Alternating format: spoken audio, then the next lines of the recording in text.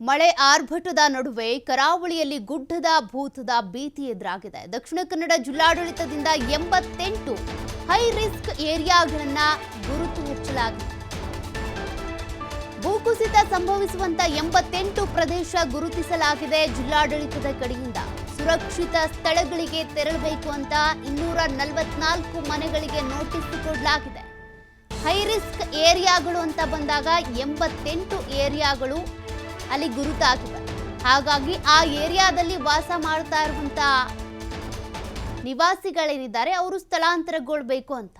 ಇಲ್ಲ ನಾವು ಇದೇ ಮನೇಲಿ ಇರ್ತೀವಿ, ನಮ್ದು ಬಹಳ ವರ್ಷಗಳ ಹಳೆ ಮನೆ ಅಥವಾ ಹಿಂದಿನ ಕಾಲದಿಂದ ಇಲ್ಲೇ ಇದ್ವಿ, ಹಂಗೆ ಏನು ಹೇಳಂಗಿಲ್ಲ. ಹಿಂಗಾಗಿದ್ದಕ್ಕೇ ಇತ್ತೀಚೆಗೆ ಒಂದು ಘಟನೆ ಆಯಿತು. ಪಾಪ 2 ಮಗು ಸಾವನ್ನಪ್ಪಿದ್ವು.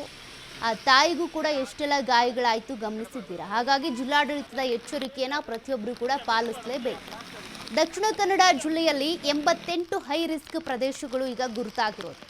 ಮಂಗಳೂರಲ್ಲಿ 7 ಪ್ರದೇಶ, ಉಳ್ಳಾಲದಲ್ಲಿ 13 ಪ್ರದೇಶಗಳು ಪತ್ತೆಯಾಗಿವೆ. High risk ಏರಿಯಾಗಳಿವೆ.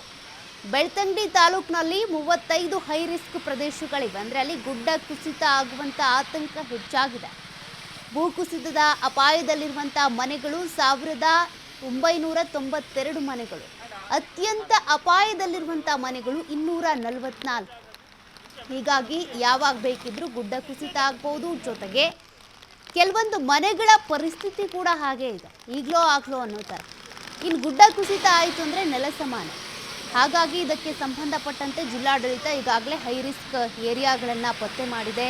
ಎಲ್ಲೆಲ್ಲಿ ಗುಡ್ಡ ಕುಸಿತ ಆಗ್ಬೋದು, ಯಾವ್ಯಾವ ಮನೆಗಳು ಸುರಕ್ಷಿತವಾಗಿಲ್ಲ, ಇದೆಲ್ಲದ್ರ ಬಗ್ಗೆ ಕೂಡ ಮಾಹಿತಿ ಕಲೆ ಹಾಕಿದ್ದಾರೆ.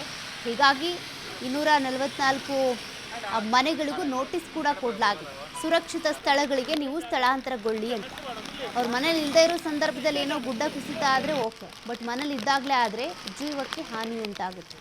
ಹೀಗಾಗಿ ಸದ್ಯ ಜಿಲ್ಲಾಡಳಿತ ಎಚ್ಚರಿಕೆ ಕೊಟ್ಟಿದೆ. ಈ ಮನೆಗಳಿಗೆ ನೋಟಿಸ್ ಕೂಡ ಕೊಟ್ಟಿದ್ದಾರೆ.